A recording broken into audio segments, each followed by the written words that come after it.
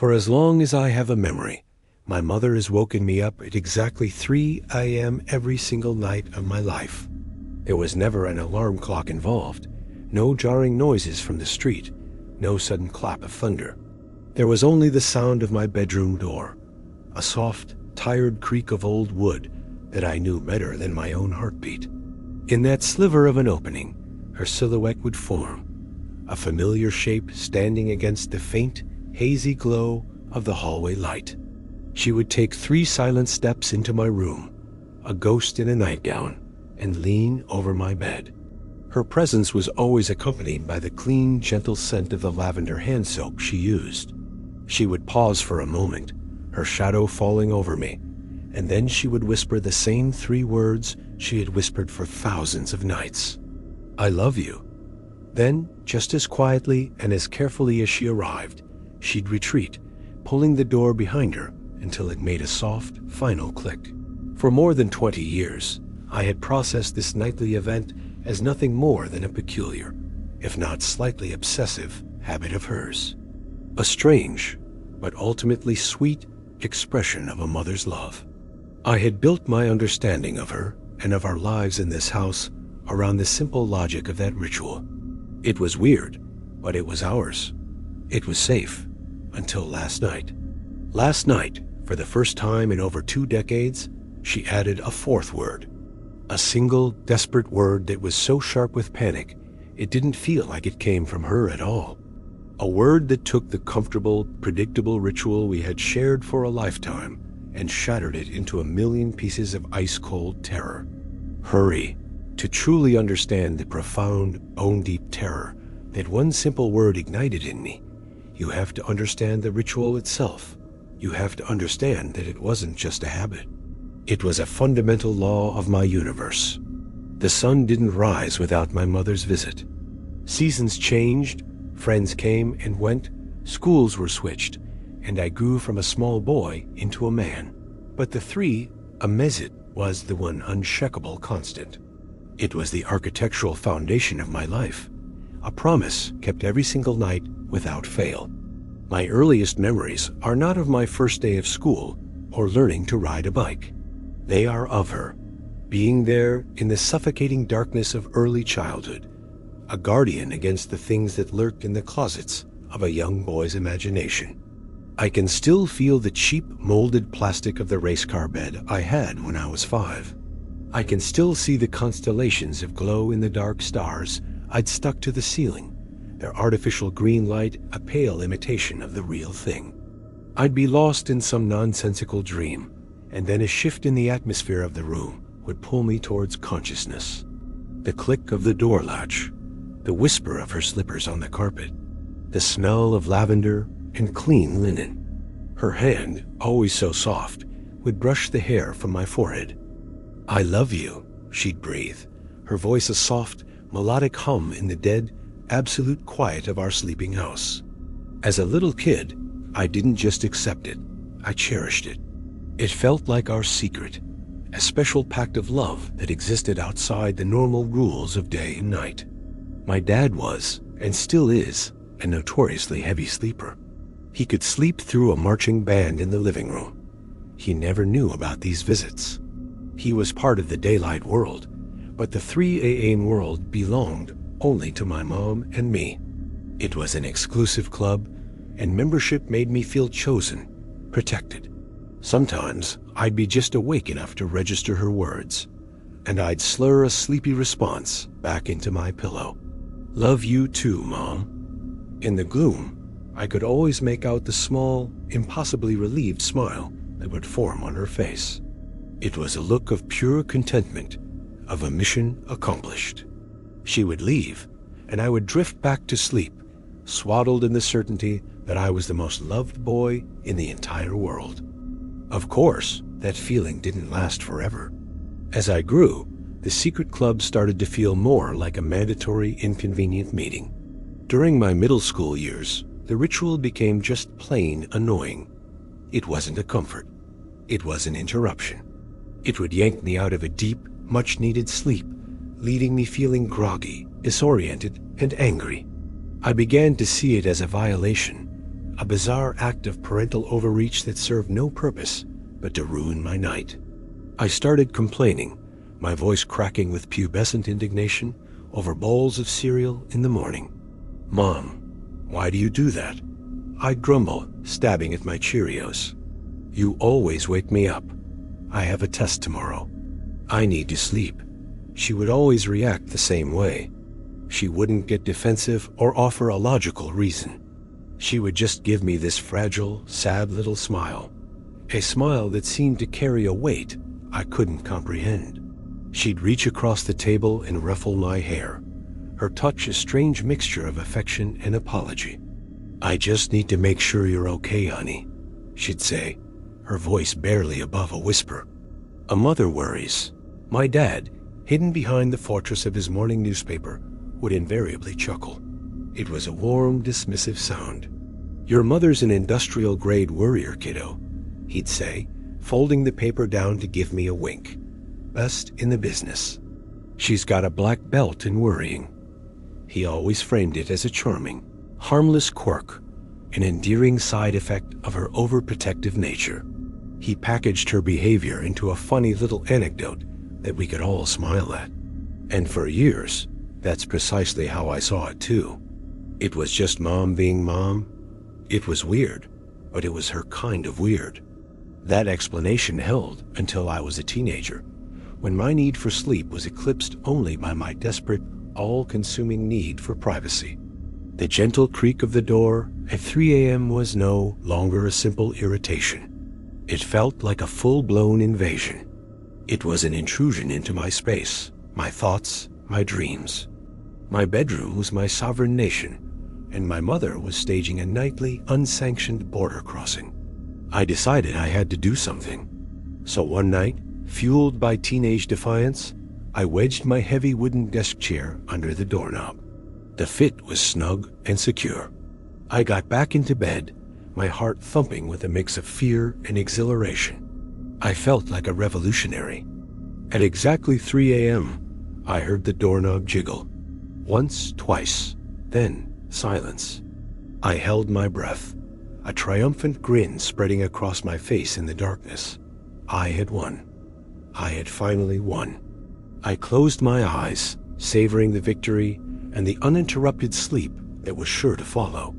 But a few minutes later, a sound made me shoot bolt upright in bed, my heart instantly pounding in my throat. Tap, tap, tap. It was a soft but distinct tapping sound, and it was coming from my window. I slowly turned my head, a cold, sickening dread washing over me.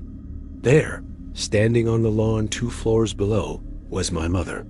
Her figure was bathed in the cold, stark light of a full moon, making her white nightgown glow.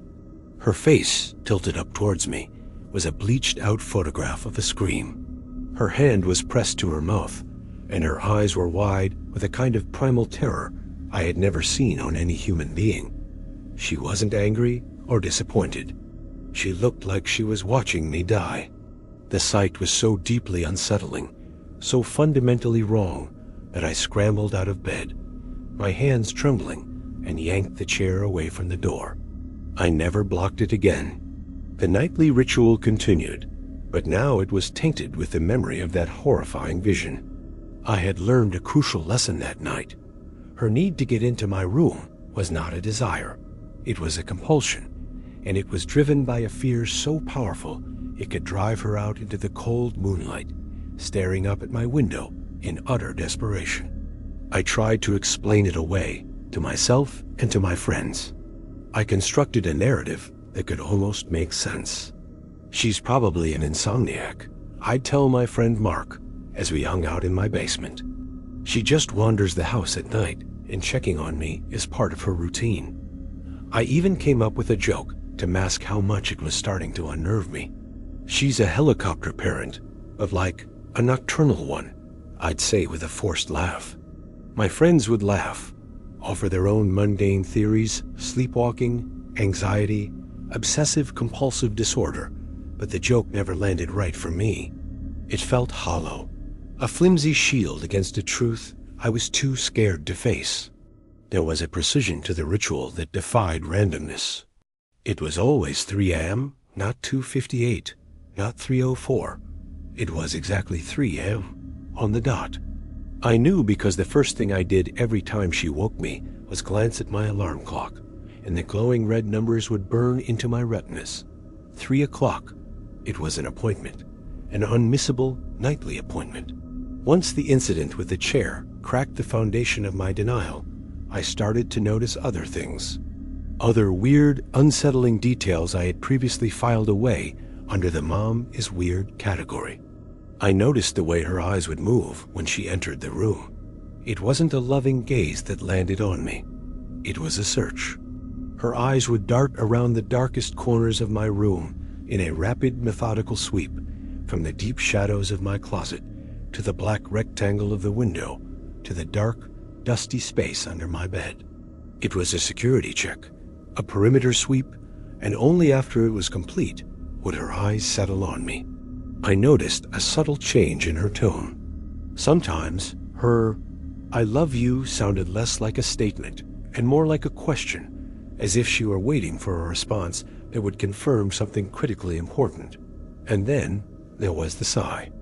On the nights I was only pretending to be asleep, I would lie perfectly still and listen after she closed the door. I would hear a deep, shuddering exhalation from the hallway, a sound I was clearly never meant to hear. It wasn't a sigh of contentment. It was the ragged, gut-wrenching sigh of someone who has just narrowly avoided a terrible disaster. I needed a better explanation, and my dad finally gave me one. I cornered him one Saturday afternoon when my mom was out. I think he saw the genuine distress in my eyes, the exhaustion from years of broken sleep. "Dad, what is really wrong with Mom?" I asked, my voice pleading. "The 3 a.m. thing. It's not normal." He put down the book he was reading and gave me a long, sad look. His usual jovial demeanor was gone. "She lost a brother when she was a little girl, Alex," he said, his voice unusually soft and heavy. "Her younger brother, Thomas. He got a bad flu, and it happened in the middle of the night. The doctors said he just passed in his sleep. My mother-in-law, she found him in the morning. Your mom was in the next room and slept right through it. I think she's just never forgiven herself for not being awake. She's never gotten over the primal fear of waking up to that kind of bad news again." That was it. That was the answer. It clicked into place with a sense of profound, tragic clarity. The story was so perfectly tailored to the facts, so full of understandable pain, that it explained everything. The fixation on the middle of the night, the desperate need to check on a sleeping child, the raw terror I saw in her face at the window. It wasn't a quirk. It was a trauma response, a terrible, lifelong scar left by a childhood tragedy. The revelation washed over me, and my years of annoyance and resentment were instantly replaced by a wave of deep, gut-wrenching guilt. I had been punishing her for her own grief, so I accepted it.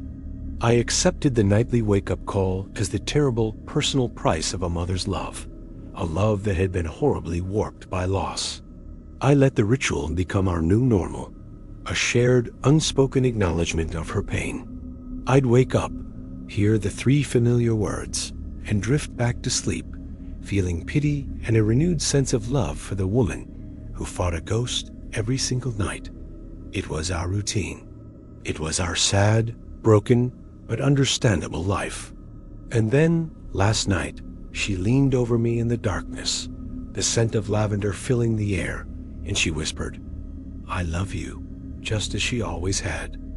But then she added the new word, hurry. And with that single terrifying word, I realized with a sudden, gut-wrenching certainty that the story about her brother wasn't the answer at all. I realized that for my entire life, I had not been living in a house of grief. I had been living in a house under siege, and I had no idea what exactly was outside the walls. That one word, hurry, didn't just hang in the air after she left. It stayed with me, clinging to the silence like a disease. It poisoned the quiet. Usually, after her 3 a.m. visit, I would drift back to sleep in a haze of lavender and half-remembered reassurance. The deep, settled quiet of the house would feel like a warm, weighted blanket, pressing me back into my dreams. But not that night. That night, the silence was different. It felt thin, stretched taut. It felt heavy, suffocating, like the air in a room where someone has just stopped breathing. It was the crushing pressure you feel in your ears just before a lightning strike, a silence that is screaming a warning. It felt watchful. I didn't go back to sleep. I couldn't. My body wouldn't allow it. I sat bolt upright in bed, my muscles coiled like springs, my eyes locked on the closed door. My mind was a frantic, chaotic mess, replaying that one word over and over again, dissecting it until it lost all meaning, and then somehow became even more terrifying. Hurry. It wasn't just the word itself. It was the delivery. For 20 years, her voice had been a soft, consistent hum, but this word was ragged, torn from her throat.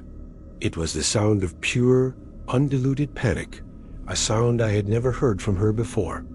It broke the ritual completely. For my entire life, the ritual had been a strange, unwavering constant. 3 words. A quiet exit, a soft click of the door latch, a predictable, albeit bizarre, rhythm. Tonight, there were 4 words, and that 4th word felt like a hairline crack, appearing in the foundation of my entire world.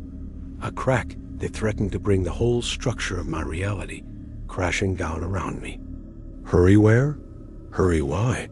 Hurry away from what? The questions began to circle in my head, a carousel of dread, each one more terrifying than the last. I started to see my room differently. My own bedroom, the place I had felt safest my entire life, suddenly felt alien. The way the shadows cast by my desk chair and bookshelf seemed to stretch and deepen, their edges looking sharper, more menacing. The normal, familiar groans of an old house settling at night no longer sounded like shifting wood and pipes. They sounded like stealthy, deliberate footsteps in the hallway, on the stairs, maybe even in the attic above me. My own home had become a hostile environment. That single whispered word had transformed my lifelong sanctuary into a place of hidden threats and unspoken dangers. My heart was a frantic drum against my ribs, a beat that counted down the seconds in the ringing, watchful silence. I was a stranger in my own home, an intruder in my own life, and I was utterly, terrifyingly alone, with the knowledge that something was deeply, fundamentally wrong. The next few days were a quiet, waking nightmare. I was functioning on fumes, my body exhausted, but my mind too electrified with fear to sleep deeply. Every night I'd jolt awake a dozen times, my eyes flying to the red numbers of my alarm clock, my ears straining for a sound that was out of place. Every interaction with my mom felt charged with a heavy, unspoken meaning. The air between us was thick with things we couldn't say. I'd watch her across the dinner table, trying to decipher a hidden message in the way she cut her meat or stared blankly out the kitchen window. I was looking for clues, for some sign that I hadn't imagined the raw terror in her voice. She was acting normal, almost painfully so. She talked about the weather, about groceries, about a leaky faucet. She moved through the familiar routines of our life as if nothing had changed, as if she were desperately trying to convince both of us that the night of the 4th word had never happened. But it was a performance, and I could see the cracks in her composure. Her smile was brittle, a fragile thing that never reached her eyes. And her eyes, they were haunted. They were the eyes of someone who is constantly looking over their shoulder. The worst part was that she was avoiding my gaze. She wouldn't look directly at me. It was a subtle shift, but it was monumental. For my whole life, her attention, her worry had been focused on me. Now, she couldn't seem to bring herself to meet my eyes, and that was somehow more frightening than the word itself. The ritual wasn't a comfort anymore. It was a warning. And I was finally, after all these years, paying attention. I knew I couldn't just ask her. The thought formed and died in my mind 100 times. If she had wanted to tell me, she would have done so in the last 2 decades. This was a secret she was actively, desperately trying to protect me from. But not knowing was a special kind of torture. It was an acid eating away at me from the inside. So I came up with a plan. It was a simple, stupid plan, born of pure desperation and the kind of reckless courage you only find when you're terrified out of your mind. I was going to break the rules of our little game. I was going to play dead. I decided to pretend I was fast asleep. I spent the whole evening practicing. It felt insane, lying in my bed in the broad daylight of the late afternoon, trying to mimic the slow, even breathing of someone in a deep sleep. I coached myself, focusing on the mechanics of it. How to let my face go completely slack.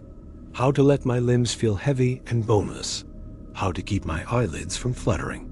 By the time night fell and the house sank into its usual evening quiet, I was a nervous wreck. My stomach was a knot of anxiety. I went to bed at my usual time, went through the motions of shutting off my light and rolling over, but I didn't sleep. I just lay there, staring at the textured shadows on my ceiling, my heart thumping a frantic, unsteady rhythm against my ribs. I watched the red numbers on my alarm clock earn their way toward 3 a.m., each minute that passed ratcheting up the tension in my body. 2:58. The house was dead silent. A profound, tomb-like silence. 2:59.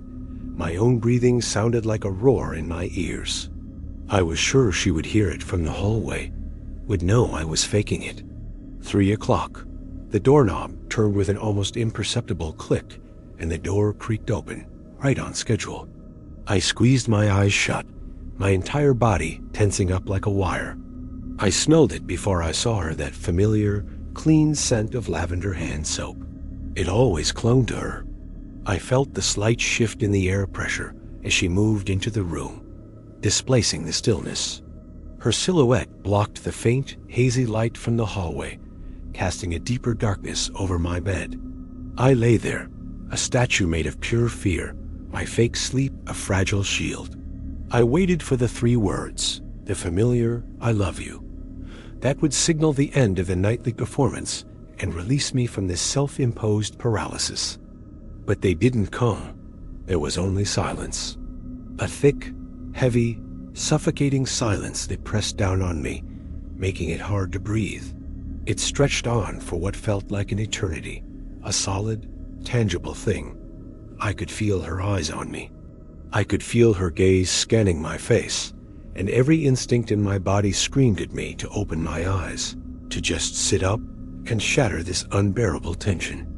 I felt a single bead of cold sweat trickle down my temple, carving a path through the feigned peace on my face. Then I heard her take a shaky, hesitant step closer to the bed. Her breath was unsteady, a quiet, hitching sound. She reached out a hand, and I swear I could feel its trembling in the air inches from my face before her fingers made contact with my shoulder. Her touch was icy cold, a shocking, dead cold that seeped through the fabric of my t-shirt and into my skin. "Alex," she whispered. Her voice was tight, strained, a wire pulled taut. It wasn't the gentle, melodic hum I was used to. This was the voice of someone trying with all their might not to scream. "Alex, wake up." I held my ground. I didn't move a muscle. My commitment to this terrifying experiment was absolute. I had to know what would happen next. I had to see what was behind the curtain. "Alex." Her voice was louder now, and the edges were starting to fray. It was starting to break. She jostled my shoulder, harder this time. The first notes of panic were creeping in. "Please, Alex, open your eyes. Say something." There was a raw, pleading quality to her voice that I had never, ever heard from her in my entire life. This wasn't my mom, the industrial-grade warrior my dad joked about. This was a woman standing on the edge of a precipice, staring down into an abyss. She shook me again, a violent, desperate jolt. Her grip on my shoulder was shockingly strong, her fingers digging into my muscle. "No," she sobbed. It wasn't a cry of sadness. It was a choked, guttural sound of pure animal agony. "No, no, no, not you. Please, God, no." Hearing that sound, that utter devastation in my mother's voice, the sound of a soul being ripped apart, shattered my resolve into a million pieces. My eyes flew open. The face looming over me in the darkness was not the one I knew. It was a grotesque mask of absolute terror. Her eyes were wide and wild, stretched open in horror. Her face was slick with tears that caught the dim light from the hall, and her mouth was a twisted open grimace, frozen in a silent scream.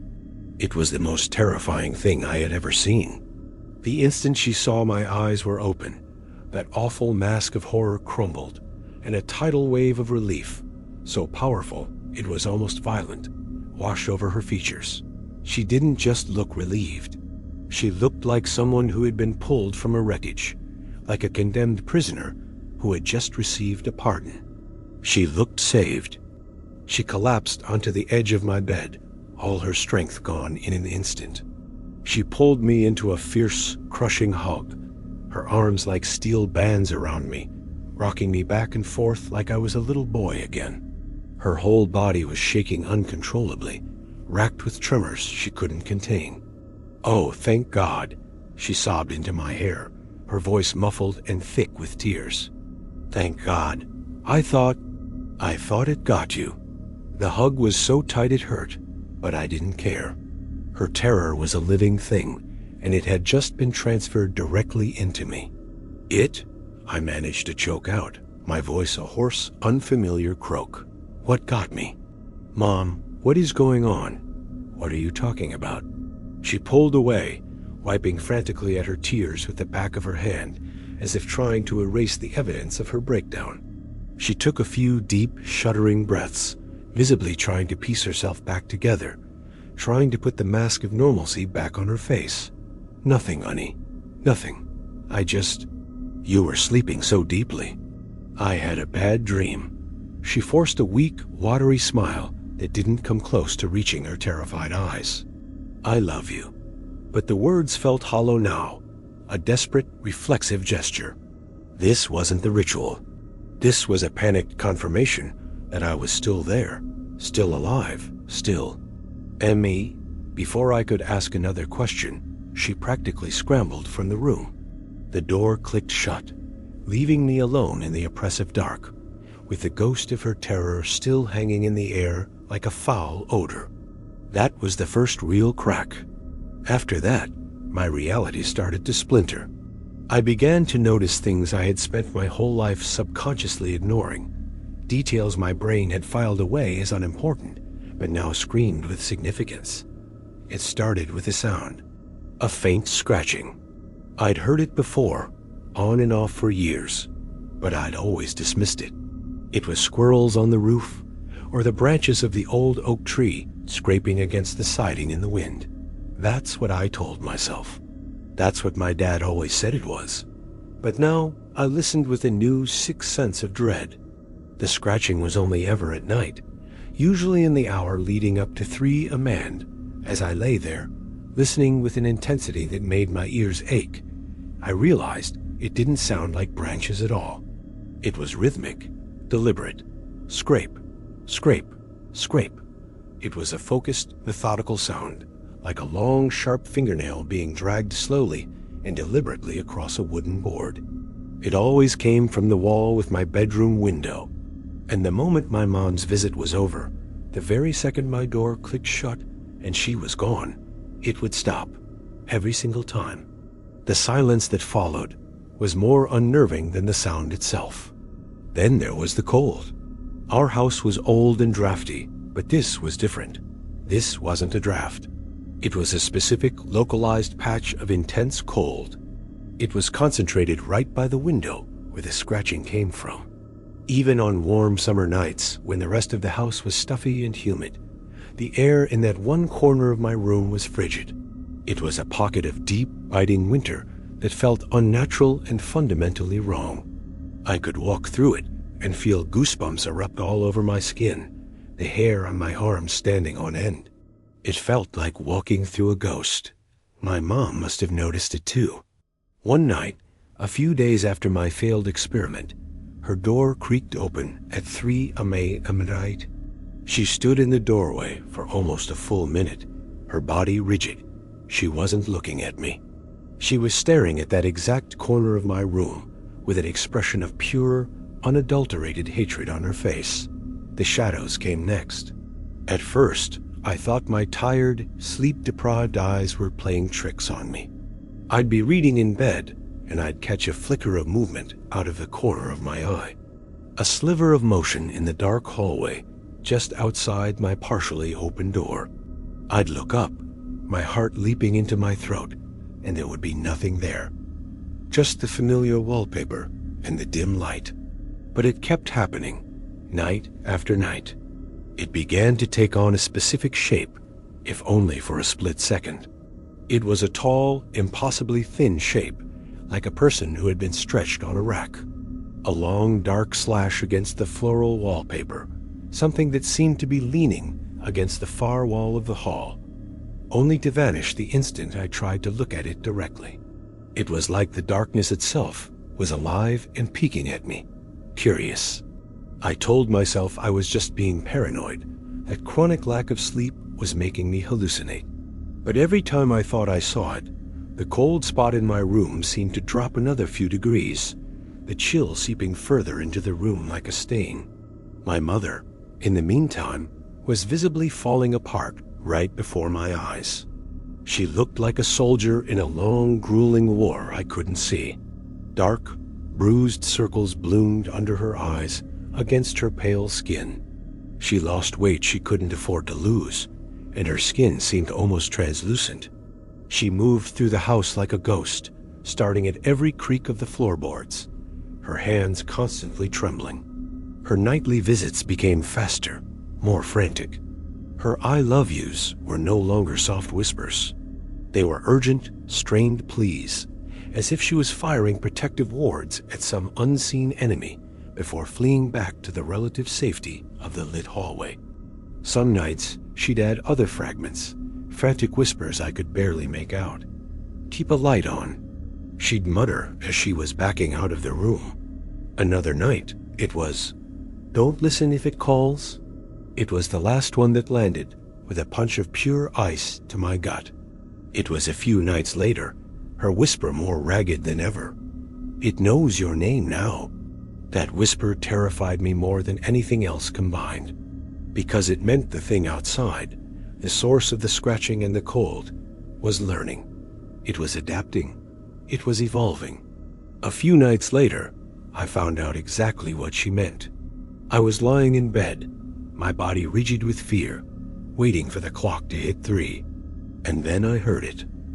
A whisper from right outside my window. It was a dry, rasping sound, like the skittering of dead leaves across pavement. And it was whispering my name. Alex. It was a horrible, grotesque mimicry of a human voice. It sounded thin and stretched, like an old cassette tape being played at the wrong speed. The sound warped and distorted. My blood turned to ice in my veins. The scratching started at that exact moment, but it wasn't on the side of the house anymore. It was on my window pane. A sharp, insistent tapping right next to my head, inches from where I lay. Tap, tap. My bedroom door flew open with a bang that shook the walls. My mom stood there, her face as white as a bone, her eyes burning with a terrifying fire. She didn't even bother to step inside. She didn't say my name. She just pointed a trembling, shaking finger at the window. "Don't you ever answer it," she hissed, her voice filled with a desperate, primal fury I had never imagined she possessed. "It can't come in unless you answer." She slammed the door shut, and I was left alone in the dark, staring at the window, where the rhythmic tapping continued for what felt like an eternity, each tap a tiny hammer below against the crumbling walls of my sanity. The door slammed shut, and the sound was like a gunshot in the dead of night. The heavy thud of the wood hitting the frame seemed to shake the very bones of the house, a final definitive punctuation mark on my mother's terrifying command. I was left alone in the pitch black, my heart hammering against my ribs like a trapped bird. The only light was the faint, mocking glow of my alarm clock, its red numbers burning into my vision. And the only sound was the one that had started it all. Tap, tap. It was right there, on the other side of the glass, just inches from my head. It was no longer the faint, distant scratching on the wall. This was close. This was personal. It was a patient, rhythmic, deliberate sound. A sound that was trying to get my attention. My mother's words echoed in the ringing silence of my mind. Asterisk, don't you ever answer it.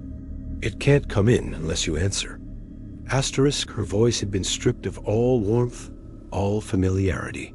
It was the raw, primal voice of pure animal instinct. A mother protecting her young from a predator she knew all too well. The fury in her eyes was more terrifying than the tapping itself, because it was a fury born from a deep, ancient fear. She wasn't just scared of a sound in the night, she was at war. And she had just revealed to me, in one terrifying whispered sentence, the most important rule of engagement. I lay there, frozen in my bed, my body rigid with a terror so profound it felt like paralysis. I stared at the dark shape of the window, my mind a blank slate of pure fear. I didn't dare to breathe too loudly. I didn't dare to move a muscle. Every instinct screamed at me to pull the covers over my head to hide from the sound, but I couldn't. I was transfixed. I had to listen. I had to know. The tapping continued, unwavering, for what felt like hours. It was a patient, methodical rhythm, a simple 3-beat pattern.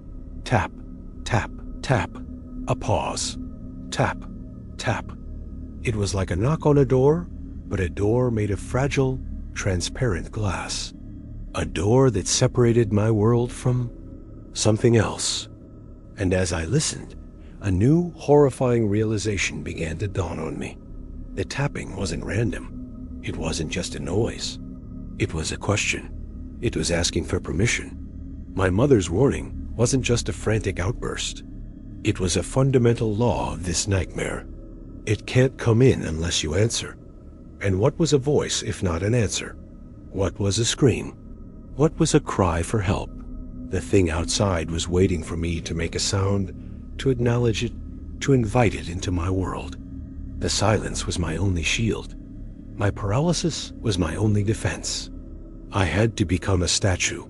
I had to become nothing.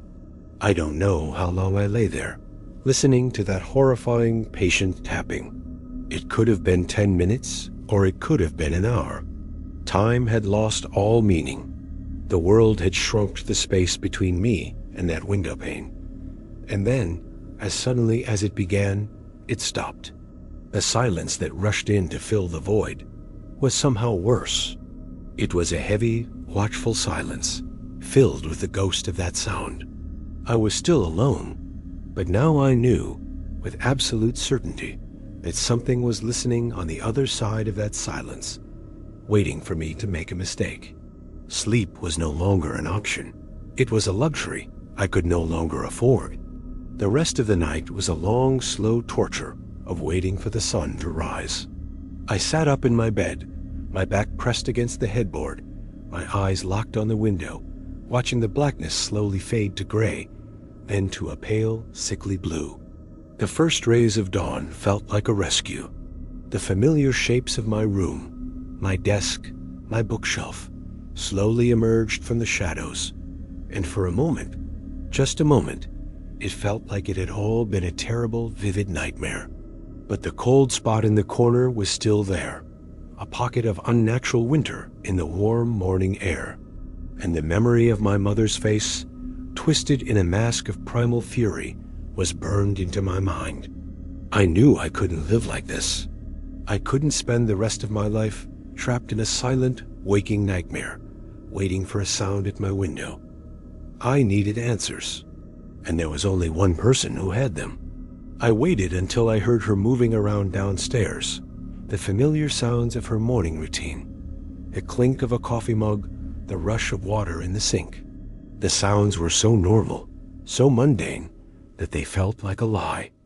They were a thin, fragile veneer of normalcy, stretched over a deep, dark abyss of terror.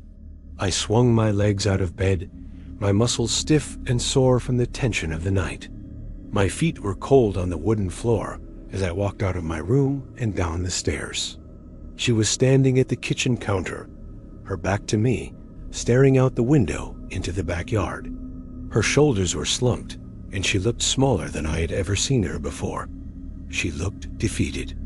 I stood in the doorway for a moment, my heart pounding in my chest. I didn't know what to say. How do you start a conversation like this? "Hey, Mom, what's the monster that's been tapping on my window for my entire life?" "Mom," I said. My voice was a croak. She flinched, a violent, jerky movement, as if I had snuck up on her. She turned around, and her face was a wreck.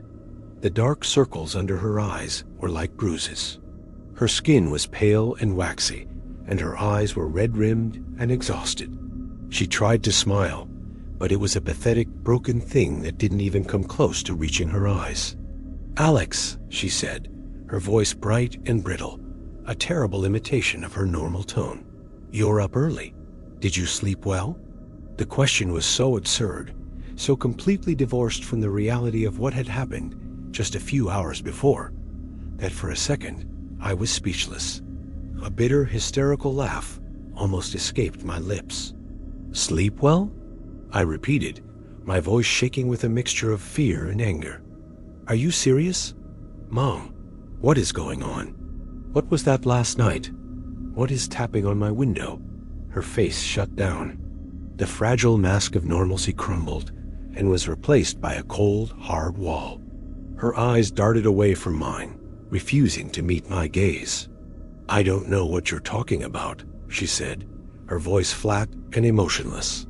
"You must have had a nightmare." "A nightmare?" I was shouting now, my voice echoing in the quiet kitchen. "That wasn't a nightmare. You saw it. You heard it.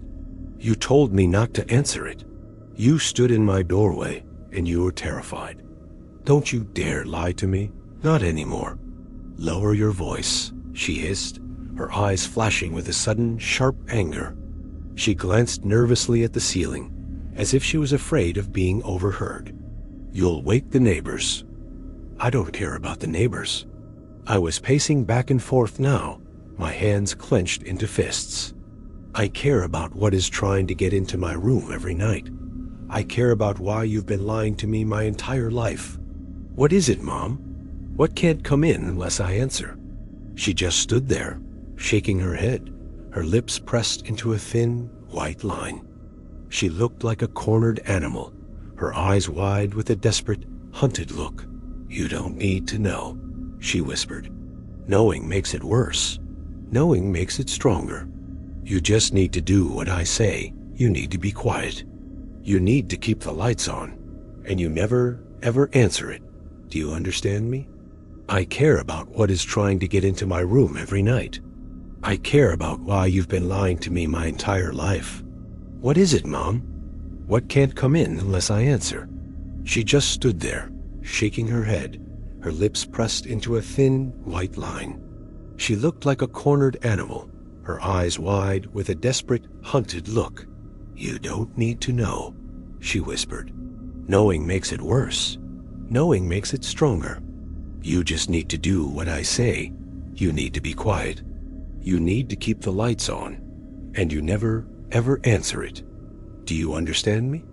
"No." I slammed my hand down on the kitchen table, and the coffee mugs rattled in the dish rack. "I don't understand. I'm not a child anymore, Mom. I'm not going to just lie in bed and be terrified for the rest of my life. You have to tell me. What is it? Is it a ghost? Is it a demon?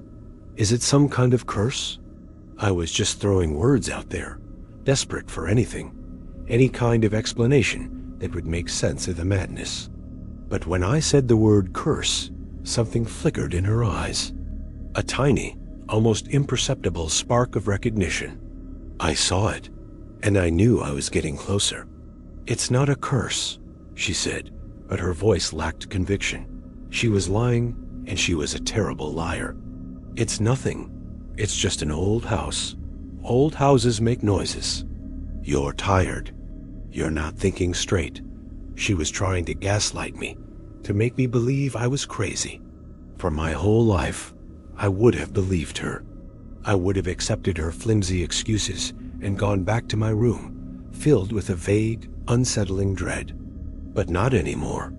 The terror of the night before had sharpened my senses, had stripped away the layers of denial I had lived with for so long. I saw her for what she was, not just my mother, but a soldier in a secret, lonely war. And she was losing. "I'm not crazy," I said, my voice dropping to a low, intense whisper. "And I'm not a child. And I'm not going to let you protect me by keeping me in the dark anymore, because it's not working. It knows my name, Mom. You said it yourself. It's getting stronger.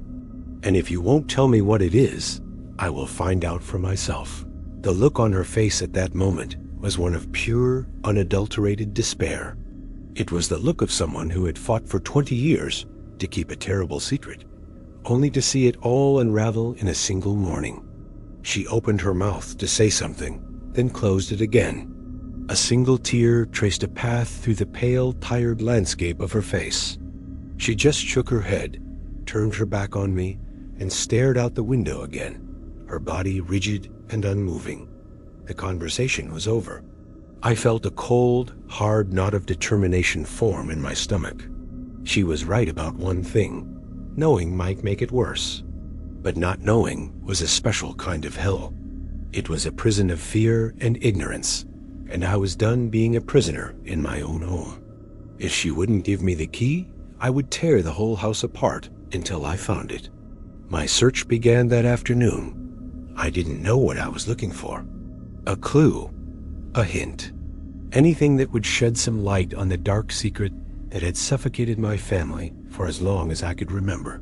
My father had passed away 5 years ago from a heart attack, a sudden, shocking event that had left a permanent hole in our lives. Looking back, I started to wonder. He had always been the one to dismiss the noises, to explain away the strange occurrences with a calm, rational explanation. "It's just the house settling, Alex. It's just squirrels on the roof." Was he just trying to reassure me? Or was he part of the cover-up? Was he a fellow soldier in my mother's secret war, trying to maintain the fragile peace of our home? The thought sent a chill down my spine. I started in the attic. It was a place I had always hated, a dusty, dimly lit cavern filled with the ghosts of my family's past. It was hot and stuffy, and the air was thick with the smell of old wood and mothballs. I spent hours up there, pulling open old trunks, sifting through boxes of forgotten belongings.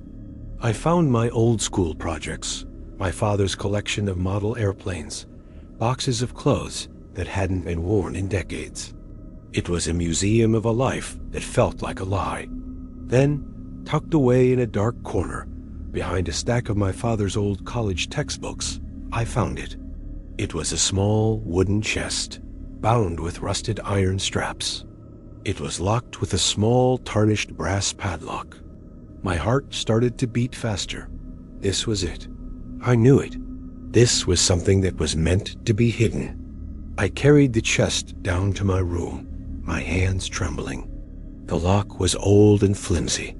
It only took me a few minutes with a screwdriver from my dad's old toolbox to pry it open. The lid creaked open, and the smell of old paper and dried lavender filled the air. Inside, there was a collection of old, black and white photographs, a bundle of letters tied with a faded blue ribbon, and a small leather-bound book. A diary. I picked up the diary, my fingers tracing the worn, cracked leather. There was no name on the cover. I opened it to the first page. The handwriting was neat and elegant, a youthful, looping script. The first entry was dated over 40 years ago, and as I read the first few lines, my blood turned to ice. It was my mother's diary, from when she was a little girl, living in this very same house. June 12th, 1982. Daddy says it's just the wind. but I know it's not. The scratching is back. It's on my window again. It's a secret, just between me and the night. It whispers. It knows my name. I felt a wave of dizziness wash over me, and I had to sit down on my bed. My hands were shaking so hard, I could barely hold the book. I flipped through the pages, my eyes scanning the neat, childish script. It was all there, a 40-year-old record of the same nightmare I was living. She wrote about the cold spot by her window. She wrote about the tall, thin shadow she would see in the hallway. She wrote about the rhythmic, patient scratching that only ever came at night. She called it the Whisper Man. July 3rd, 1982, the Whisper Man was angry last night. The scratching was louder. It wasn't on the window anymore. It was on the door. Mommy and Daddy had a big fight. Daddy wants to leave this house. He says it's not safe. But Mommy says we can't. She says leaving will only make it follow us. She says this house is a cage, for it and for us. I read on, my horror growing with every page. My grandmother, it turned out, had been the one to enforce the rules. The same rules my mother was now trying to force on me. Never answer it. Never acknowledge it. Pretend it isn't there. It was a legacy of fear, passed down from mother to daughter. A terrible, secret inheritance. The diary entries became more frantic as my mother got older. She wrote about the toll the constant fear was taking on her. She wrote about the sleepless nights, the paranoia, the feeling of being constantly watched. She wrote about how the Whisper Man was getting bolder, how its whispers were becoming clearer, how it was starting to mimic the voices of her parents, trying to trick her into answering. October 31st, 1988. It used Daddy's voice last night. It stood right outside my door and whispered, "Let me in, sweetie." I forgot my key. I almost opened the door. I almost answered. My heart is beating so fast, I think it's going to explode. Mommy heard it too. She stood in the hallway all night, with the big iron poker from the fireplace. She said it can't cross a threshold if someone is standing guard. She said love is a shield. That's why she checks on me. It's not just to say goodnight. It's a ritual. It's a ward. The 3 words. The nightly visit. It wasn't just a quirky, motherly habit. It was a protection spell. It was an act of magical warfare. For my entire life, my mother had been standing guard outside my door, reinforcing the magical barrier of her love to keep the thing at bay. And the one night she had added the word hurry, the one night she had broken the ritual, it was because she knew the wards were failing. I felt a surge of something I couldn't quite name. It was a mixture of terror and pity and a strange, newfound respect for the woman who had spent her entire life fighting a monster I never even knew existed. All the times I had been annoyed by her worrying, her overprotective nature, her constant fussing. It wasn't because she was neurotic. It was because she was a veteran of a war one was only just beginning to understand. I turned to the last few pages of the diary. The handwriting was different now. It was rushed, jagged, the script of someone writing in a state of pure panic. The entries were from around the time she met my father. May 20th, 1999, I love him. I love him so much it hurts. And that's what scares me. The Whisper Man knows. It can feel it. It's been quiet for years, but now it's back. It's jealous. It hates that my love is now for someone else. It whispered his name last night, Robert. It whispered it like a curse. The final entry was just a few months before I was born. It was a short, desperate scribble, the ink smudged as if by tears. September 5th, 2004. It knows I'm pregnant. The scratching is constant now. The cold is spreading. It wants my baby. It wants my son. It wants a new name to whisper. I will not let it have him. I will not let this legacy of fear be his inheritance. I will spend the rest of my life standing guard. I will build a wall of love around him so strong that it can never, ever get in. I will protect him, even if it kills me. She had stopped writing after that. She had closed the book on her own fear and dedicated her entire existence to fighting mine. The 3 I'm visits, the I love you, it was all part of that promise. She was renewing the ward every single night for 20 years. A tired, aging soldier, holding the line against an ancient, patient evil. I closed the diary, my hands trembling. The room was dark now. The sun had set while I was lost in the pages of my mother's past. I sat there in the silence, the weight of her sacrifice pressing down on me. I finally understood everything. The ritual, the fear, the desperation in her eyes, the warning, it can't come in unless you answer. And then I heard it. Tap, tap, tap. It was on my window again, closer than ever before. But this time, it was different. It wasn't just the tapping. There was another sound, a low, dry, rasping whisper. It was the sound of dead leaves skittering across pavement. Alex, my blood ran cold, but this time, the fear was different. It was mixed with a cold, hard anger. This thing had tortured my mother her entire life. It had haunted my grandmother. It had stolen the peace of this family for generations. It had turned my home into a prison and my mother into a warden. Come out, Alex. Let's play. The voice was a grotesque parody of a child's whisper. It was thin and stretched, a horrible mocking sound. It knew I had found the diary. It knew I understood. The game had changed. I stood up and walked to the window. My fear was a living thing inside me, a screaming, terrified animal. But for the first time in my life, I felt something else too. I felt the legacy my mother had tried so hard to protect me from. Not the legacy of fear, the legacy of fighting back.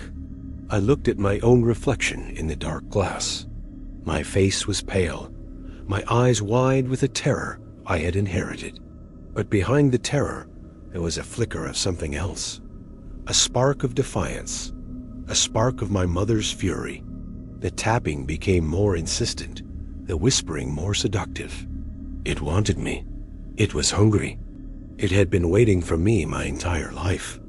My mother had spent 20 years standing guard. She was tired. The wards were failing. The monster was at the door, and it was calling my name. I looked from my reflection to the darkness on the other side of the glass. I knew what I had to do. This wasn't just my mother's war anymore. It was mine now, and I would not spend the rest of my life as a prisoner. I would not answer it. I would not let it in, but I would not hide from it either. It was time to face the thing that had haunted my family for generations. It was time to learn the other rules of the game. My turn. I stood before the window, a thin pane of glass separating my world from the one that had haunted my family for generations. The whisper was a physical thing, a needle of ice tracing a path down my spine. Asterisk, ax, alex. It was a sound that didn't travel through the air. It simply appeared inside my head, a violation of the deepest, most private part of me. My reflection stared back, a ghost in the machine of the night. I saw my own wide, terrified eyes, but behind them, I felt the ghost of my mother's fury. The fury of a soldier who had held this line for 2 decades. The line was breaking. It was my turn to stand guard. Asterisk, come out, Alex. The voice was a mockery of friendship, a grotesque imitation of a childhood invitation. Let's play. It was trying to get a reaction. It was goading me. My mother's rule was simple: don't answer. But I was learning that there were other forms of communication. My fear was a broadcast, my anger a beacon. It could sense my defiance, and it seemed to feed on it. The tapping on the window changed. The patient, rhythmic 3-beat pattern was gone. Now it was a frantic, desperate scratching, like the claws of a caged animal trying to shred its way through the last barrier. The sound was no longer just on the glass. It felt like it was on my skin. I flinched, my hands clenching into fists so tight my knuckles turned white. I wouldn't scream, I wouldn't speak. I wouldn't give it the satisfaction of an answer. I was a statue of defiance, a pillar of silence in the face of its storm.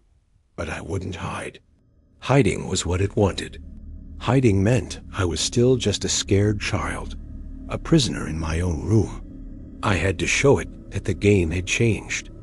I was no longer just the prey. I was the son of the woman who had fought it her entire life. I was part of this war now. I took a deliberate step closer to the window. My heart was a drum against my ribs, each beat a prayer. I could feel the cold radiating from the glass, a tangible presence. It was no longer a small, isolated pocket of winter in the corner of my room. The entire window was an iceberg, and the cold was pouring into the room like a physical substance, thick and suffocating. It smelled of wet soil after a storm, of rotting leaves and something else. Something metallic and vaguely sweet, like old blood. "I know you're scared, Alex," the voice whispered, its tone shifting to a foul, cloying sympathy. "Your mother was scared too. For so long. She's tired now. So very tired. You can end it for her. Just open the window. Just say my name." A hot surge of rage cut through the cold terror. It was using my love for her against me. It was twisting her sacrifice into a weapon. My silence was no longer passive. It was aggressive. It was a shield, but it was also a sword. Every second I refused to answer was a victory. Every breath I took without screaming its name was an act of rebellion. I pressed my palm flat against the cold glass. The chill was so intense it felt like a burn, but I didn't pull away. I wanted it to feel me. I wanted it to know that I was not afraid to touch the barrier between us. I was staring it down. The scratching stopped. The silence that followed was absolute and terrifying. For a moment, I hoped that my defiance had worked, that I had driven it back, but the cold remained. The smell of decay grew stronger, and then a new sound began. It wasn't at my window anymore. It was downstairs. A slow, rhythmic creak, the sound of a single floorboard being stepped on over and over again. The one right at the bottom of the stairs. The one my father had always promised to fix, but never did. My blood turned to ice. It had moved. It was no longer just outside my window. It was testing the boundaries of the house itself. My room had been the focus of its attention for my entire life, but now its influence was spreading. It was laying siege to my home. I backed away from the window, my eyes darting around the shadows of my room. The familiar shapes of my desk, my bookshelf, my closet door, they no longer felt safe. They felt like hiding places. Not for me, but for it. The creaking stopped. Silence again. A watchful, waiting silence. Then, a new sound. The faint, tinny music of a children's nursery rhyme. It was coming from the living room. It was the old music box my grandmother had given my mother, one that hadn't been opened in at least a decade. It was playing Pop Goes the Weasel, but the melody was distorted, slow, and off-key, as if the gears were grinding against each other, rusted and broken. And I knew, with a certainty that made me sick to my stomach, that it was waiting for the pop. I had to get to my mother. This was no longer just about me. The entire house was now a battlefield, and she was downstairs, alone. I wrenched my door open, my hands shaking. The hallway was dark, darker than it should have been. The nightlight at the end of the hall, the one that had been there my whole life, was out. I stood in the doorway, listening. The music box was still playing its broken tune. My heart hammered in my ears. I took a step into the hall, and the floorboards groaned under my feet. "Mom," I whispered, my voice barely a crackle of sound. I instantly regretted it. I had made a sound. I had broken the silence. The music box stopped. The silence that slammed back in was heavier than before, thick with anticipation. And in that silence, I heard her, a small, muffled sob. It came from the living room. I ran. I didn't care about the noise I was making. I flew down the stairs, my feet barely touching the steps. I burst into the living room, my eyes scanning the darkness. The room was freezing. The air was thick and heavy, and the smell of damp earth was overwhelming. All the lights were off, and I saw her. She was huddled in the corner of the sofa, her knees pulled up to her chest, her arms wrapped around her legs. She was rocking back and forth, a small rhythmic movement. The music box sat on the coffee table in front of her, its lid open. In the faint moonlight filtering through the large picture window, I could see that her face was a mask of pure, unadulterated terror. Her eyes were wide, staring at nothing, and tears were streaming down her face. She was broken. The soldier had finally laid down her arms. The war was lost. "Mom," I said, my voice soft. I knelt in front of her. "Mom, it's me." "It's Alex." She flinched, her eyes darting towards me. There was no recognition in them for a second, just raw animal fear. Then, a flicker of awareness. "Alex," she breathed, her voice a shattered whisper. "Oh, Alex, it's in the house. It's in the walls." "No, it's not," I said, trying to sound braver than I felt. "It's just making noises. It's trying to scare us. It's still outside." I looked around the room, at the deep shadows in the corners, at the way the moonlight seemed to bend and warp in the cold air. I wasn't sure if I believed my own words. "The wards are failing," she sobbed, burying her face in her knees. 40 years, I've kept them. My mother taught me. She fought it, too. Her mother before her. This house. This house is not a home. It's a cage, and we are the bait. This was it. The confession. The history I had only glimpsed in the pages of her diary. "What is it, Mom?" I pleaded, my voice cracking. "You have to tell me. I'm not a child. We have to fight it together." She looked up, her face streaked with tears, her eyes filled with a despair so deep it felt like a physical wound. "You can't fight it, Alex. You can only hide from it. You can only protect what you love and pray it isn't taken. It's a shadow that fell over this family generations ago. They say my great-grandmother made a deal. She was a desperate woman. Her husband was gone to war. Her children were starving. She prayed for help, and something answered. It gave her prosperity. It saved her family, but it demanded a price. A soul from each generation, to be its plaything. To keep it from being lonely." My mind reeled. A curse. A deal with something ancient and malevolent. It wasn't just a haunting. It was a debt. A debt that had been passed down from mother to daughter. "It takes one," she continued, her voice hollow. "It finds the one it wants, and it whispers to them. It calls their name. It taps on their window. It waits for them to answer. It waits for an invitation. That's the rule of the deal. It cannot enter a life. It cannot claim its prize unless it is invited in." "But what happens if someone answers?" I asked, my voice barely audible. Her eyes clouded over with a memory. "My aunt," she whispered. "My mother's sister, Alara. She was young. She was willful. She hated the rules. She hated the fear. She thought it was all just an old story to keep her in line. One night, she got angry. She screamed at it. She stood at her window and screamed, 'Leave me alone. Get out of my life.' But a command is a form of answer. An acknowledgement. The next morning, she was gone. Her window was open. There was just a pile of dead leaves on her bed. They never saw her again. A wave of nausea washed over me. This was the truth.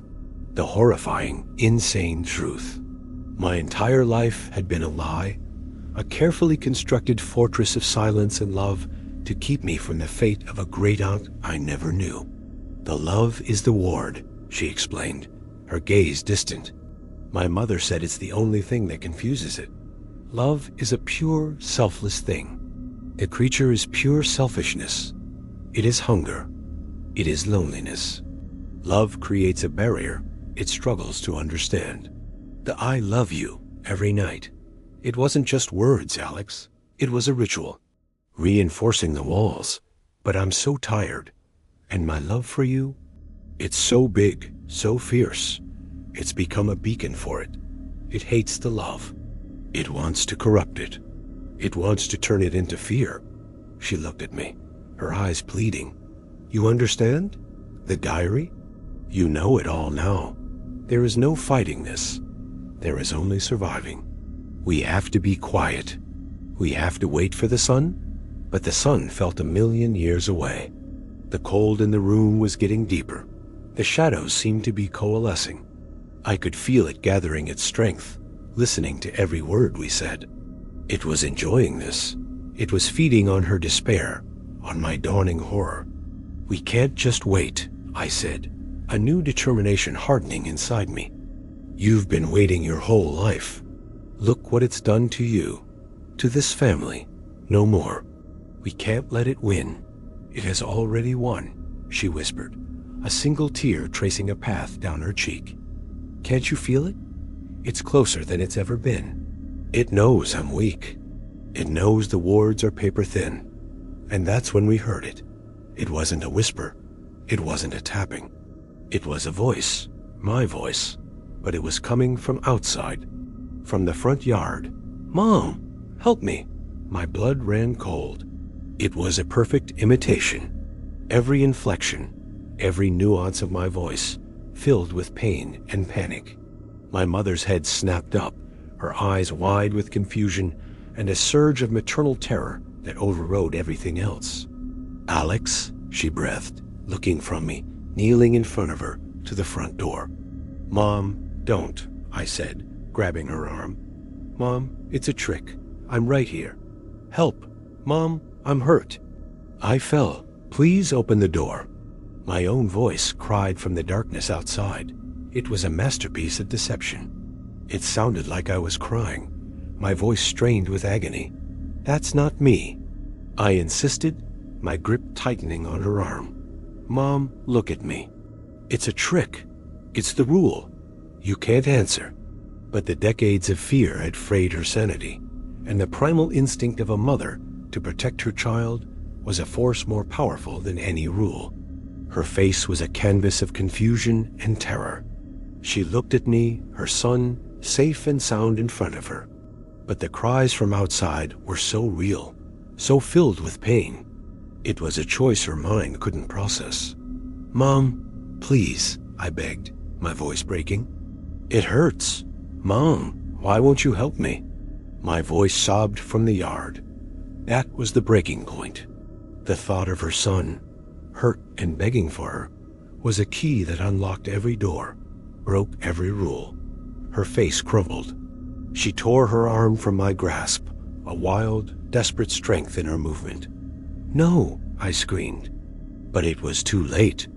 She scrambled to her feet and ran to the front door. All the years of caution, of ritual, of silent terror were gone in an instant, burned away by the fire of a mother's love. She didn't hesitate. She didn't pause to think. She wrenched the deadbolt open, her hands clumsy with panic. She threw the front door wide open, revealing the pitch-black, silent street. And she screamed into the night, her voice a raw, ragged cry of pure love and terror. Alex, I'm coming. It was an answer. It was an invitation. The world seemed to hold its breath. The crying from the yard stopped instantly. An absolute, profound silence fell over the house, so deep it felt like the world had gone deaf. And then the cold rushed in. It wasn't the creeping cold from the window. It was a tidal wave of Arctic frost that poured through the open doorway. It surged into the house, a physical presence, a flood of ancient, malevolent cold. The lights in the house flickered once, twice, and then died, plunging us into absolute darkness. The air grew thick, heavy, impossible to breathe. The smell of wet earth and decay filled my lungs, choking me. My mother was a silhouette in the doorway, frozen in place, her hand still on the doorknob. I heard it before I saw anything. The sound of something heavy being dragged across the welcome mat. A soft, wet, scraping sound, and then the sound of a footstep.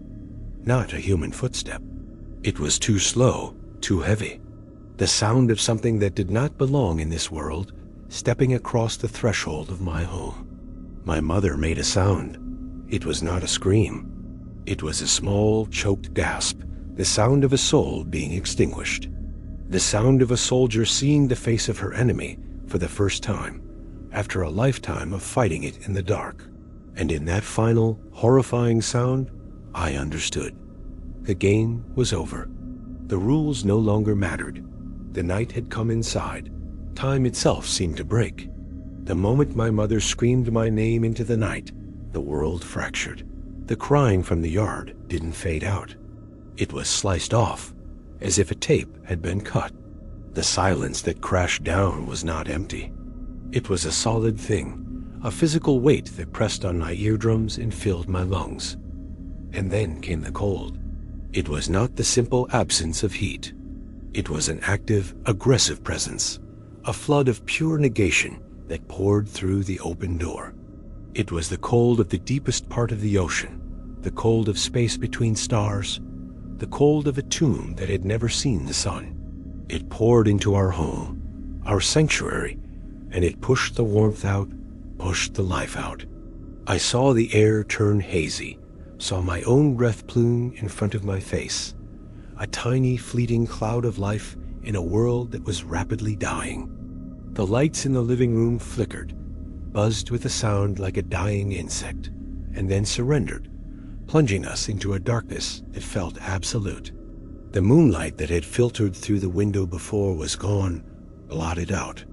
It was as if the house itself had been swallowed whole, ripped from the quiet suburban street and dropped into a black, endless void. The smell was the next violation. The scent of damp earth and rotting leaves intensified 100 times over, thick and cloying. It was the smell of a freshly dug grave, so potent it was almost a taste, a layer of filth on my tongue. I was choking on it, gagging, but my body was paralyzed. I was a statue made of fear, my eyes locked on the silhouette of my mother in the doorway. She was frozen, her hand still gripping the brass doorknob, which I could see was now covered in a thin, spiderweb-like layer of frost. She had invited it in.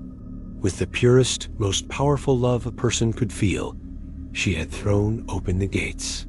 She had answered its call, and now it was here. I heard it. A sound that will be carved into my memory until the day I die. It was a soft, wet, dragging sound. The sound of something heavy and saturated being pulled across the bristly surface of our welcome mat. It was followed by a scrape, the noise of something hard, like bone or chitin, dragging on the wooden threshold, and then a footstep. It landed on the hardwood floor of our entryway with a soft, sodden thump. It was not the sound of a shoe. It was not the sound of a bare foot. It was the sound of something that did not belong to this world, taking its first step into ours.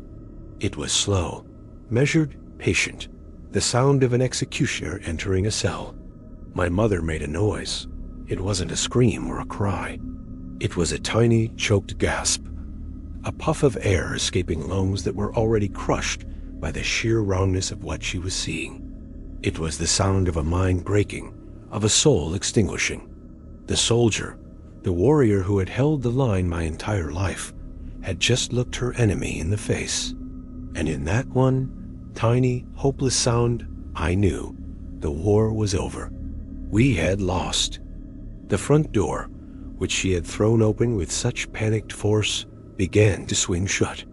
It moved slowly, deliberately, with no wind to push it. It closed with a final booming click that echoed through the silent house like a gunshot, sealing us in. We were trapped. We were in the cage with it now. For a long moment, nothing happened. The only sound was my own blood roaring in my ears, and a faint, almost inaudible whimpering coming from my mother. I tried to call her name, to tell her to come to me, to get away from the door, but my throat was locked. My tongue was a lead weight in my mouth. My body refused to obey. Every instinct screamed at me to run, to hide, to do something. But the presence in the house was a gravity well of terror, and I was caught in its pull, unable to move, unable to breathe. Then it moved again. Another sodden, heavy footstep, and another. It was moving from the entryway into the living room. It was moving towards us. I squeezed my eyes shut, a useless, childish gesture. If I couldn't see it, it couldn't be real, but I could feel it. I felt its passage as a wave of even deeper cold. I felt the pressure in the air change, the way the atmosphere thickens before a lightning strike.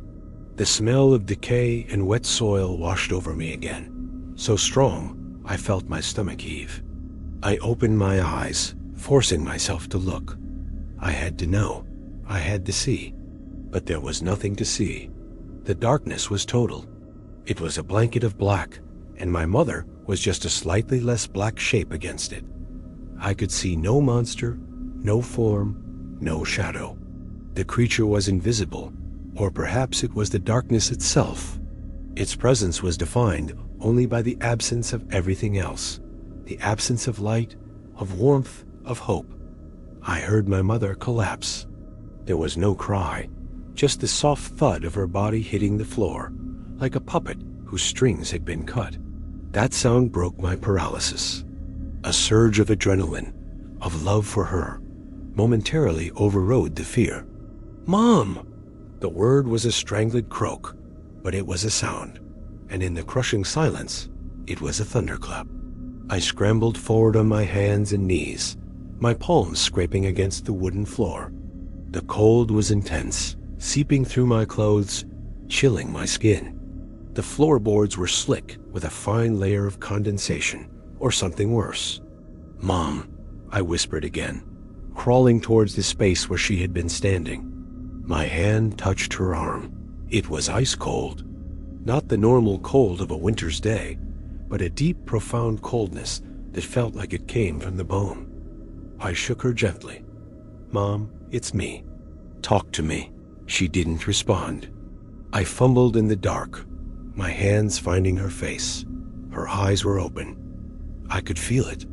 I could feel her eyelids stretched wide. She was staring up into the darkness, but she wasn't seeing it. She was seeing something else. Or maybe she was seeing nothing at all. Her breathing was shallow, a faint, rhythmic flutter of air. She was alive, but she was gone. The woman who had fought for so long had been reduced to this. A breathing shell, her mind shattered by a single glimpse of the thing she had fought. Tears of rage and despair streamed down my face, freezing on my cheeks. I pulled her into my lap, holding her head to my chest, trying to give her my own warmth, but it was like holding a stone. She was a monument to our failure, and the creature just watched. I could feel its attention on us. It wasn't menacing. It was curious. It was the detached curiosity of a child who has just pulled the wings off a butterfly and is watching it twitch. It had won the battle it had been fighting for generations. The fortress had fallen. The wards of love had been broken, twisted, and used as the key to unlock the door. And now it was inside, free to do as it pleased. It began to explore. I heard it move away from us, the slow, dragging, wet footsteps receding towards the back of the house. It went into the kitchen. I heard the faint clink of glasses on a shelf, the squeak of the refrigerator door opening, its little light probably the only source of illumination in the entire house. A moment of silence, and then the sound of a single apple rolling off the counter and thudding to the floor. It wasn't trying to be quiet. It wasn't a thief. It was the new owner of the house, taking inventory. It was demonstrating its power, its complete control. Every mundane sound was a psychological blow, a reminder that our home was no longer ours. Our space had been violated on the most fundamental level. The footsteps moved out of the kitchen. I heard the creak of the floorboard at the bottom of the stairs, the one my father always meant to fix. The sound was a fresh stab of grief. The creature was walking through our memories, tainting them. It was moving upstairs. My blood ran cold. My room, my entire life, that room had been my prison and my sanctuary, the one place it could never get in. And now it was walking up the stairs, heading right for it. I held my mother tighter, burying my face in her hair, which smelled faintly of her shampoo underneath the overwhelming stench of the grave. I listened, every muscle in my body tensed. I heard the heavy steps move down the short hallway. I heard my bedroom door, which I had left open in my panic, swing open further, bumping against the wall. A long silence followed. I imagined it standing in the doorway, its unseen gaze sweeping across my life. My books, my posters, my desk, the window it had tapped on for so many years. Then, a new sound. The scrape of my desk chair being pulled out. A pause, and then the soft, rustling sound of a single page being turned. It was looking at my things. It was touching my life. This was not a mindless beast. This was intelligent. It was cruel. It was learning me. The scratching at the window, the whispers of my name, that was the prelude. This was the opera. I heard a whisper. It was not in my head this time. It floated down the stairs, a real sound in the air. It was my mother's voice, but it was the voice of my mother from 15 years ago. The voice she used when she would tuck me in and read to me. And the little rabbit said to his mother, "I am running away." It was from the book we read 1,000 times. The Runaway Bunny. The story of a mother's love being so vast that her child could never truly leave.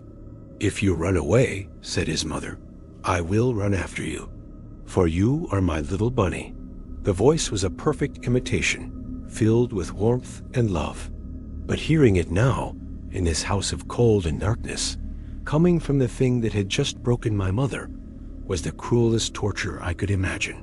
It was taking our love, the very thing we had used as a shield, and was now wearing it like a costume. It was mocking us. It was showing me that it understood our weapon, and now it was its to wield.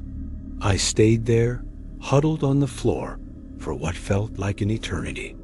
I held my mother, who had not moved, had not made a sound. The creature continued its slow, deliberate tour of our lives. It went into my parents' bedroom. I heard the lid of my mother's jewelry box open. I heard the faint, tinny music of the ballerina inside, a tune I hadn't heard in years. It played for a few seconds, then stopped. It went into my father's old study, a room we barely used anymore. I heard a drawer open.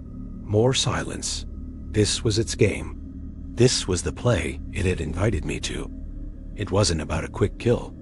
It wasn't about violence. It was about deconstruction. It was taking our lives apart, piece by piece, memory by memory. It was showing us that nothing was sacred. Nothing was safe. The entity wasn't just a monster that had gotten inside our house. It had gotten inside our lives. It was turning our past into a weapon against our present. It was feeding on our despair, on my growing, bottomless horror. And as I sat there in the dark, a strange thing happened. The terror, which had been a suffocating, paralyzing force, began to recede. It didn't disappear. It was still there, a vast ocean of it, but something else was rising to the surface. It was the memory of my mother's diary. Asterisk, this house is not a home. It's a cage, and we are the bait. Asterisk, I finally understood. The curse wasn't about being haunted. It was about being chosen. A plaything for a lonely, ancient, selfish god. My great-aunt Elara screamed at it, and it took her. My mother built walls of love and silence, and it broke her. They had both played the game by the creature's rules, hiding, defying, reacting, and in the end, they had both lost. A new feeling began to solidify in my chest, cold and hard and heavy as stone. It was anger. But it wasn't the hot, panicked rage I had felt at the window. This was different. It was a cold, patient, calculated fury. I looked down at the woman in my arms, the soldier who had fought for me, who had sacrificed her sanity for me. She had laid down her arms. Her watch was over, and now it was my turn. The title of this nightmare, the one I had given it myself just hours before, echoed in my mind. Our turn to watch. I had thought it meant we were now the ones being watched, the ones being terrorized. But I saw the double meaning now. The creature had been watching us for generations, luring us, waiting. It was time for the roles to reverse. It had shown me its nature. It was patient, it was cruel, it was lonely. It followed rules. An invitation was required. A command was an answer. These were weaknesses. They were cracks in its power. I would not scream. I would not hide. I would not beg. I would not play its game. I would create my own. I would be the bait, just as my family had always been. But I would be a different kind of bait. I would be a patient observer, a scientist studying a predator. I would watch it. I would learn it. I would understand it. And then I would find a way to end it. Not just for me, not just for my mother, but for every generation that had lived and died in fear inside this cage. I would not be the next victim. I would be the last. As if it heard my thoughts, the sounds from upstairs stopped. The house fell into a profound, listening silence once again. The cold in the living room, which had been a constant ambient presence, began to intensify, gathering around us. The pressure in the air grew, becoming a physical weight on my shoulders. It was coming back. Its tour was over. It was returning to its prize. It did not make a sound this time. There were no footsteps. It simply ... coalesced. The darkness in the corner of the room seemed to deepen, to thicken, to gain a kind of substance. I didn't dare look directly at it. I kept my eyes on my mother's pale, still face, but I could feel the presence drawing nearer. The air grew so cold, it felt like my lungs were filling with shards of glass with every breath. It stopped right in front of us. I could feel its focus, its immense ancient attention settling entirely on me. The despair, the terror, it was all still there. But beneath it, my new resolve was a small, cold, hard stone. A thought appeared in my mind. It was not my own. It didn't come as a voice or a whisper. It was an injection of pure understanding, a concept delivered directly to my consciousness. It was an image of a chessboard, with only one piece left on one side and a shadow covering the other. It was the feeling of being in a maze with no exit. It was the absolute certainty of an eternity spent in this cold, dark house, being its plaything, its companion, its source of entertainment. It was showing me my future. It was showing me the rules of the new game. And then, one final, clear thought was placed into my mind. It was simple. It was definitive. And it was filled with a chilling, playful glee. Now we begin. The story of my family has been a secret for generations, a weight passed down in the dark. But now I'm telling it to you, because some things are too terrifying to keep locked away, and some warnings need to be heard. Subscribe and turn on notifications. You're going to want to know what happens next. And you're not going to want to be alone when you find out.